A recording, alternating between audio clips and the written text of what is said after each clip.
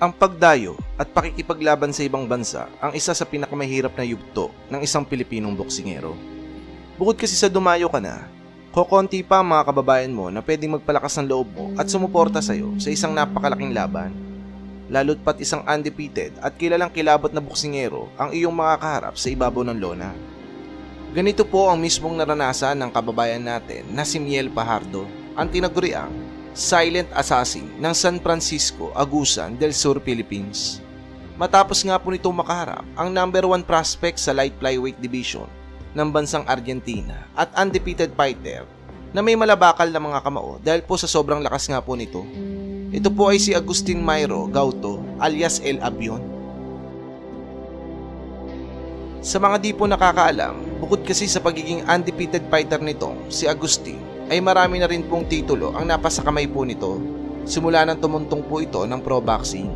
Hawak po nito ang mga titulong South American Flyweight Title, WBO Latin Light Flyweight Title, IBF Youth Light Flyweight Title at WBO International Light Flyweight Title. Kaya naman, kikilabutan ka talaga dahil hindi talaga basta-basta ang Argentinian boxer na ito. Isama mo pa ang 4 na sunod-sunod na brutal knockouts nito bago nito makalaban ng Pinoy. Masasabi mo talagang literal na reigning flyweight superstar ang boksingero na ito, mga idol.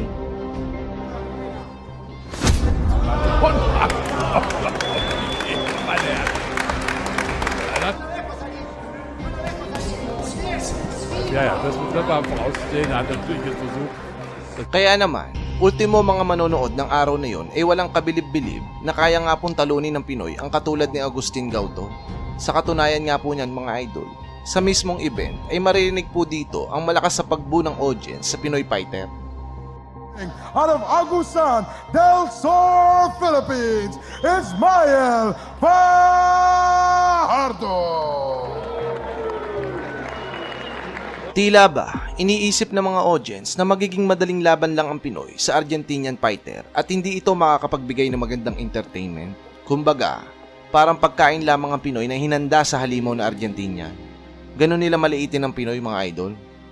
Ngunit iba pa rin talaga ang puso ng Pinoy. Bagamat malakas at hindi basta-basta ang kalaban, ay ang tanging lakas ng loob at tapang bilang isang Pilipinong mandirigma ang bit-bit nito. Hindi po ito nagpatinag sa malakas at multiple champion na Argentinian boxer. At eto na nga po, mga idol, sa mismong laban, may kartada po noon ang Argentinian boxer ng 17 wins, 12 knockouts at 0 losses.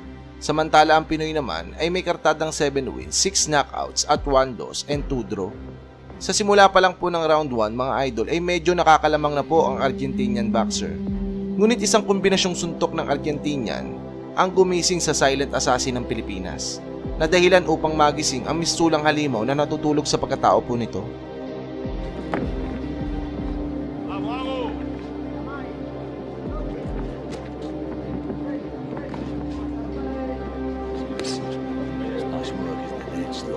With the eyes relative to the belly. Right, a nice jab to the head.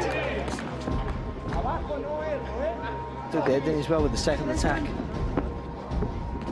think he might feel he's hurting with one of those body shots because he's really getting on him here, Fajardo.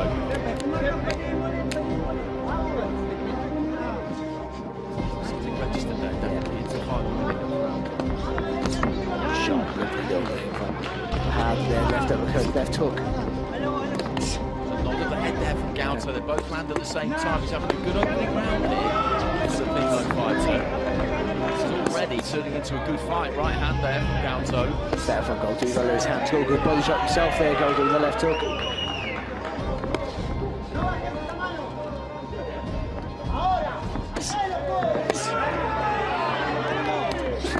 Oh, good shot. Oh, beautiful left hand there from Fajardo, and that has put him down onto his back there, Gauto. Will it be enough as we look at the replay? Oh, I don't think it will be, to be honest. He was lucky he was at the end of the round, but it was he doubled up that left hook, lovely, didn't he, for Fajardo earlier in the fight? Just catches him flush, really did, really right on the butt. Oh, that's a great shot. Sa round 1 pa lang po, mga idol, ay nakatikim na ng knockdown ng Argentinian. Tila ba ginulat ng Pinoy ang kampo ni Agustin at ang mga audience sa lakas na pinakita nito. Kaya naman, nang sumapit nga po ang round 2, ay hindi na nga po binigyan pa ng pag-asa ng Pinoy si Agustin. Pinatikim ng Pinoy nang mala shotgun ng mga suntok ang kampyon na dahilan upang ihinto na ng third man in the ring ang laban dahil sa tindi nga po ng pinsala na natatamo ng Argentinian fighter. Big left hand again there, straight at the start of the round, and he's almost kind of dragged down to, not his knees quite, but down to his knees. The gloves touch down as well, but Fajardo just got to get on top of him. He just needs to stay low for Fajardo and then come in with that left hook. Good fight back there from Gato. Left hook. So hit by left hand, but he's trading here, which could be a problem. Good upper body movement from him. He shifts another left hand, big left hand again. There he touches down with the glove. It was a knockdown. The referee didn't give it a second.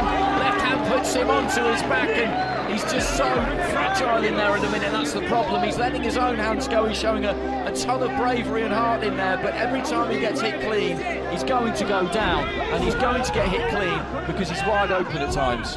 What's the referee doing? Well, the referee's given him extra time there. He missed the knockdown. There was a touchdown with the glove which he missed, and then he was put down. Fajardo just looking for that left hook. Every single time he can throw it, he is throwing it.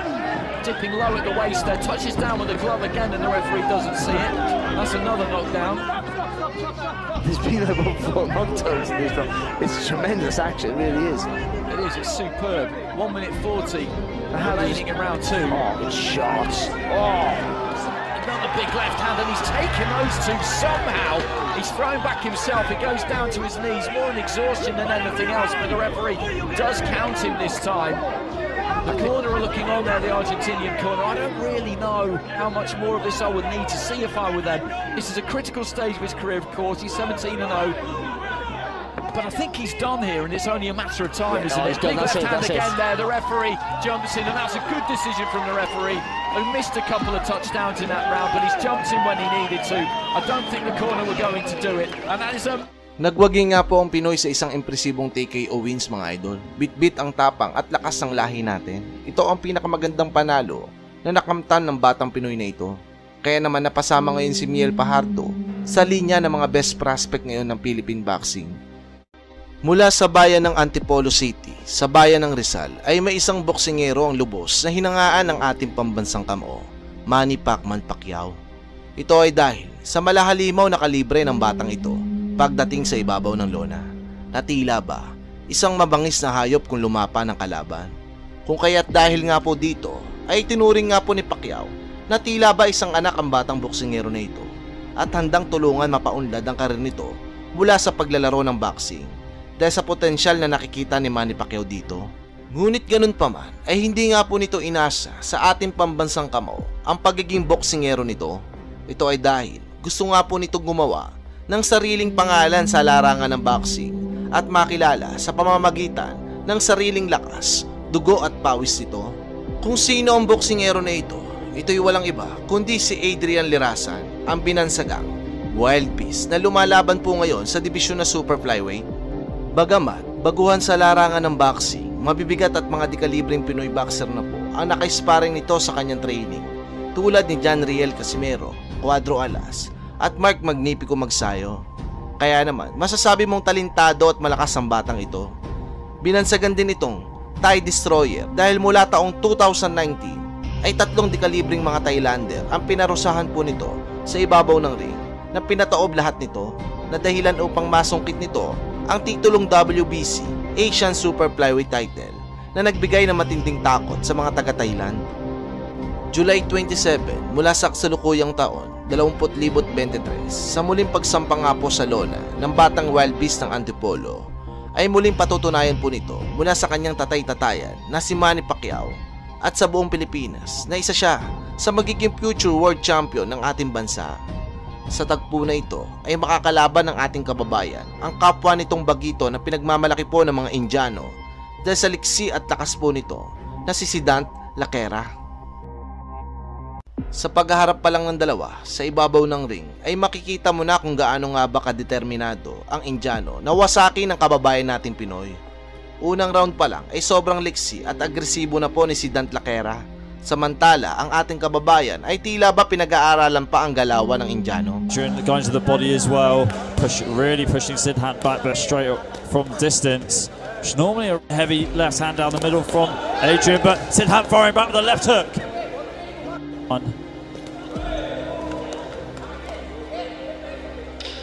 Less than 10 seconds to go.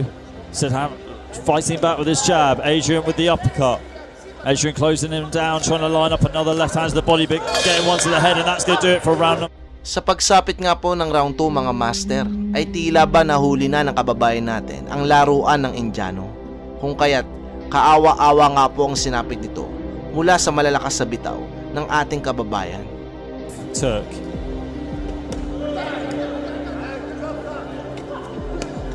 Another good uppercut there, left Sihara.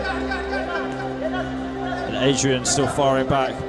Big left shots coming in. Right hook there from Adrian. Oh.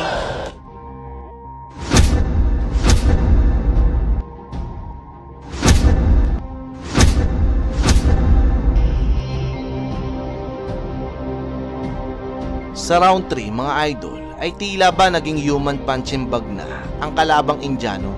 Halos imukbang nga po nito ang mga malalakas na hagupit ng Pinoy na talaga namang nanunuot sa lakas ng mga suntok.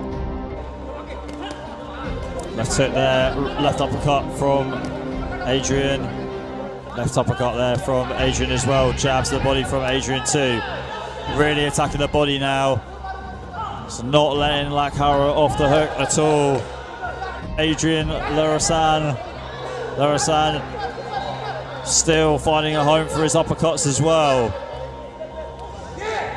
Right uppercut landing as well. Left straight there. Still one-way traffic. Big clubbing left hand there. Lots of power behind it. And here we go. Larasan still teeing off on Lakhara. Lakhara trying to pick his punches. Doesn't want to punch himself out too much. So the heavy round, but that left hand hitting the mark well. And here we go, Adrian Larasan teeing off again on Lakhara, delivering hard right hooks, left hands there, going to the body too. How is Lakhara still standing? Less than 10 seconds to go, and Larasan hasn't stopped firing these bazooka bombs.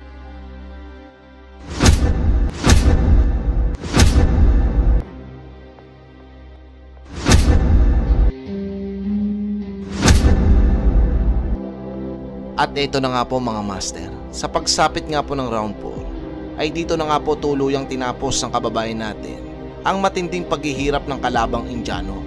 Ngunit tila ba na sobrahan sa lakas ng suntok ang Pinoy na resulta upang muntikan ng malagutan ng hininga ang kalaban nito. Right hand connects there for Lakhara. He's got to grow his confidence. Larasan still with the low guard. Lakhara firing back with a right uppercut. Uppercuts being fired back in here from Lakhara in the pocket.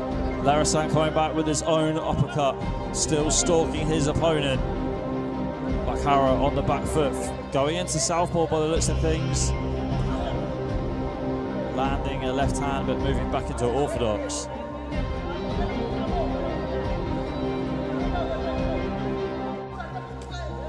Big uppercut there from Larasan in orthodox. An overhand right there from Larasan that looked like that stunned Lakhara momentarily. And another right hook there, and almost looked like Lakhara is down. A referee giving him a count. I think his knee almost hit the canvas, but it was enough for the referee to step in. So we're approaching the minute mark. Is Larasan going to go in for the kill right here, right now? He's in southpaw. Body shot here. If Larasan wins this fight, he will fight for the WBC vacant title next month on this show. A lot on the line. Larasan wants to get a stoppage here.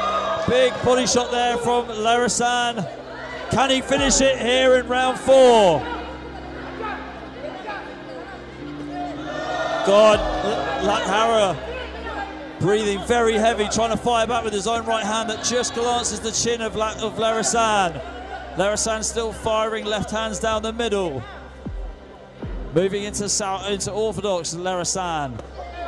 Another overhand right, big overhand right. It was the overhand right that scored him the knockdown early on. And a big left hand, and Lakhara is out. Lakhara is out. Huge knockout victory there from Larasan, who gets...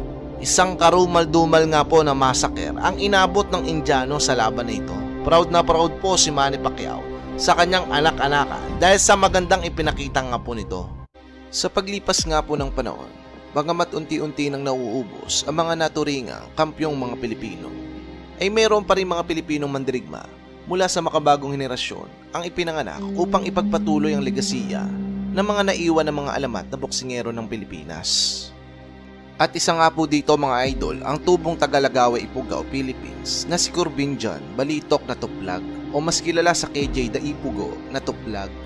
Isang Ifugao boxer na naghahatid nga po ng karangalan ngayon sa ating bansang Pilipinas. Taong 2021 nga mga idol nang una nga po itong tumuntong sa bansang Dubai upang harapin ang tinaguriang hard puncher ng bansang Colombia na si Argel Berrio na may kartada noon na 18 wins, 8 losses at 11 knockouts. Samantala ang kababayan naman natin na Ifugao ay may kartada noon na 8 wins, 3 losses at 7 knockouts. Sa laban na ito ay underdog ang kababayan nating Ifugao dahil sa lawak nga po ng experience ng Colombiano kumpara sa Pinoy. Isama na po natin ang bato-batong pangangatuan pa nito. Ngunit sa mismong laban nga po mga idol, dito ay ginulat nga po ng Pinoy Ifugao ang mga tao dahil sa tindi at lakas sa mga kamao na pinapakawalan nito na nagpayanig sa Colombian fighter.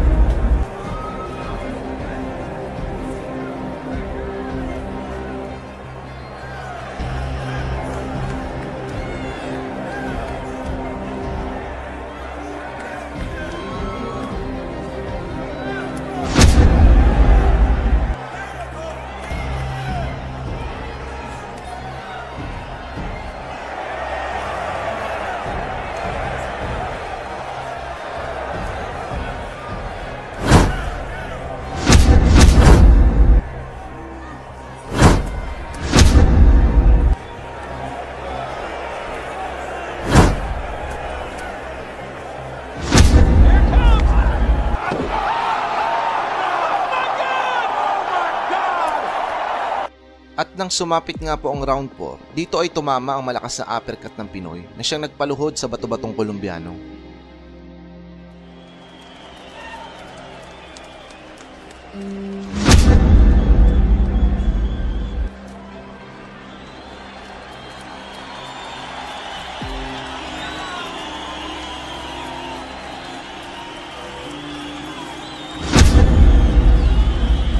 At nagwagi ito by technical knockout decision mga idol. Dahil nga po sa isang impresibong pagkapanalo na iyon ay nabigyan nga po ng pagkakataon si KJ na Tuplag upang lumaban sa isang title match kontra sa pambato ng Thailand at expert sa Muay Thai na si Atanon Kunlawong. Paglalabanan po nila ang bakanting WBC Asian Boxing Council featherweight title. Mabilis at mayroong matibay na panga mga idol ang sinasabing Thai boxer na ito kung kaya't hindi talaga ito magiging madaling laban sa kababayan nating Pinoy Ifugao. May kartada noon ang Thai boxer na ito na 17 wins, 6 losses, 13 knockouts at si KJ naman mga idol ay 9 wins, 3 losses at 8 knockouts. Sa kartada pa lang mga idol ay hamak na mas malawak nga po ang experience ng Thai boxer kumpara sa Pinoy Ifugao. Ngunit sadyang mahusay at malakas nga po talaga ang Ifugao fighter ng Pilipinas dahil sa sobrang gandang laban na pinakita nito mga idol. Halina't panoorin natin ang highlights ng laban.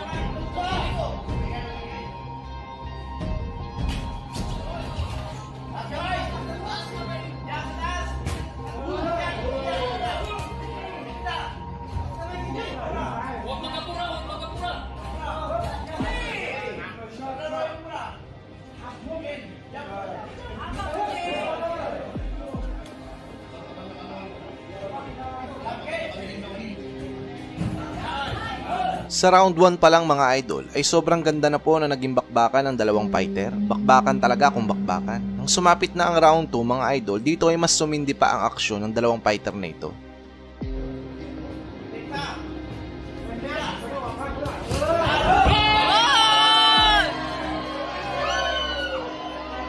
Nakatikim nga po ng isang knockdown dito ang Thai boxer. Ngunit hindi nga po ito binilangan ng referee mga idol. Kahit kitang-kita naman ang pagtama sa pagmumukha nito ang malakas sa right hook ng Pinoy Ipugaw. Ngunit hindi po talaga kinaya ng Thai boxer ang lakas sa mga kamao ng kababayan nating Ipugaw mga idol, sapagkat sa second rounds lamang po ay tinapos na po ng kababayan nating Ipugaw ang laban. Matapos nga po makatikim ito ng isang solid na left hook na nagpalaglag nga po sa lona sa Thai boxer na ito mga idol. Uy! Depensa! Depensa! Uy! Depensa ka dyan! Go! Oh!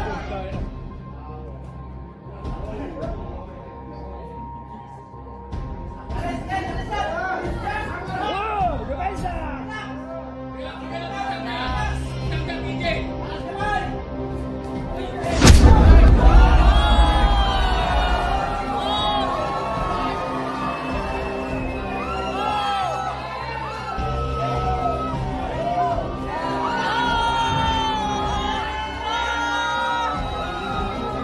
Sa sobrang lala nga po ng pinsala na tinamo ng Thai boxer ay muntikan pa nga po itong lagutan ng hininga sa mismong lona matapos nga pong mahirapan huminga.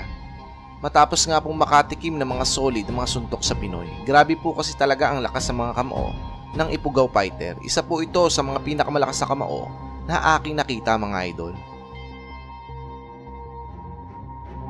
Sa ngayon po ay lumalaban si KJ na tuplag sa featherweight division mga idol. Ano sa tingin nyo po? Pwede na po ba ang Pinoy Ipugaw fighter na ito sa mas malalaking laban sa Amerika? Comment ka ng opinion mo idol at pag-uusapan po natin yan sa comment section.